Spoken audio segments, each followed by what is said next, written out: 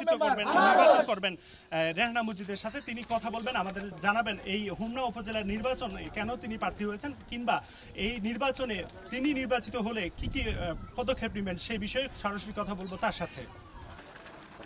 আমরা প্রচারণার শেষ পর্যায়ে এসেছি এবং বিগত যখন থেকে প্রচারণার কাজ শুরু হয়েছে তখন থেকে কিন্তু আমার কর্মীরা যে এখানে এসছে, আমার যে কর্মীরা আছে তারা অনেক প্রচারণা করতেছে এবং সম্প্রসারিত হচ্ছে। আজকে কিন্তু শেষ প্রচারণা সব দিক দিয়ে চলছে, কোনো বিরতি নেই প্রচারণা। কেন আপনি এইবারও প্রার্থী হলেন?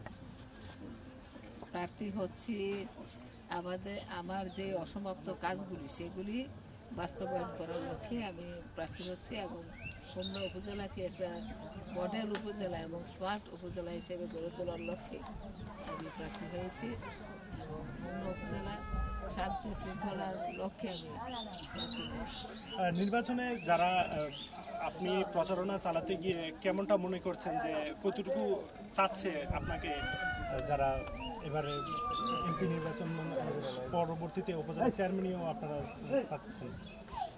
আমার মনে হয় হোমনা উপজেলা আমরা যে জায়গা যাচ্ছি ব্যাপক গণজোয়ার তৈরি হয়েছে। আমার মনে হয় যে হোমনা উপজেলার আমি বেশি লোক খুঁজে পাবো না যে আমাকে চায় না বা আমার আনারসকে তারা বিজয়ী করবে না, এতে আমি 100% আশাবাদী। আর তাছাড়া যেহেতু আপনারা শিক্ষা বান্ধব, আপনি উপজেলা চেয়ারম্যান ছিলেন, কোন অসমাপ্ত কাজগুলো আছে যেগুলো করতে পারেন নাই, যে জন্য এবার আবারও প্রয়োজন?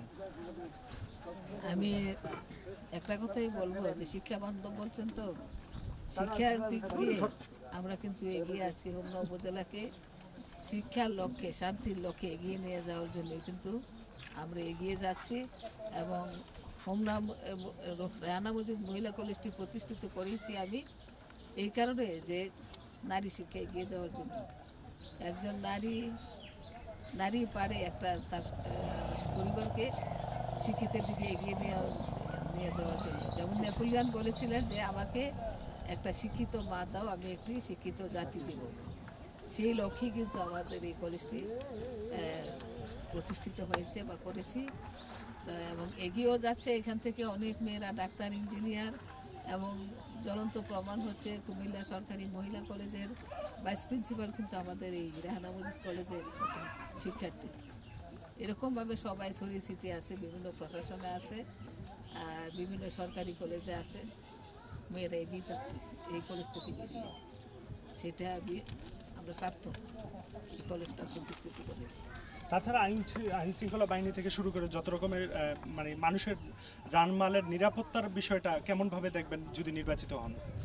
নির্বাচিত হলে আইন শৃঙ্খলা অবশ্যই আমরা শান্তির লক্ষ্যে, আমি আসছি শান্তির লক্ষ্যে, শান্তি দেওয়ার জন্য, সুখে রাখার জন্য এই উপজেলাকে, এবং আইন শৃঙ্খলা যাতে সঠিক থাকে এবং আমার জনগণ যাতে হোমনা উপজেলার জনগণ সুন্দর থাকে, তাদের যেন কোনো আইন শৃঙ্খলার দিক দিয়ে কোনো অবনতি না হয়, তারা যেন স্বাধীনভাবে চলাফেরা করতে পারে, কোনো ভয়ভীতি যেন কেউ কাউকে দিতে না পারে, সেদিকে আমাদের লক্ষ্য থাকবে।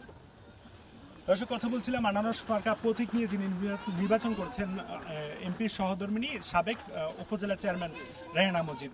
তিনি জানাচ্ছিলেন যে তার অসমাপ্ত কাজগুলো সমাপ্ত করার জন্য তাকে নির্বাচিত করলে পরবর্তীতে আইন শৃঙ্খলা থেকে শুরু করে সর্বাত্মক শিক্ষা বান্ধব একটি পরিবেশ এই হোমনা উপজেলাকে যতটুকু তিনি তৈরি করেছেন তার চেয়ে আরও সামনে এরকমভাবে তৈরি করবেন, এমনটাই তিনি বলছিলেন। আমরা কথা বলছিলাম হোমনা উপজেলা নির্বাচনের এই প্রার্থী আনারস মার্কা প্রতীকে যিনি নির্বাচন করছেন রেহানা মজিদের সাথে।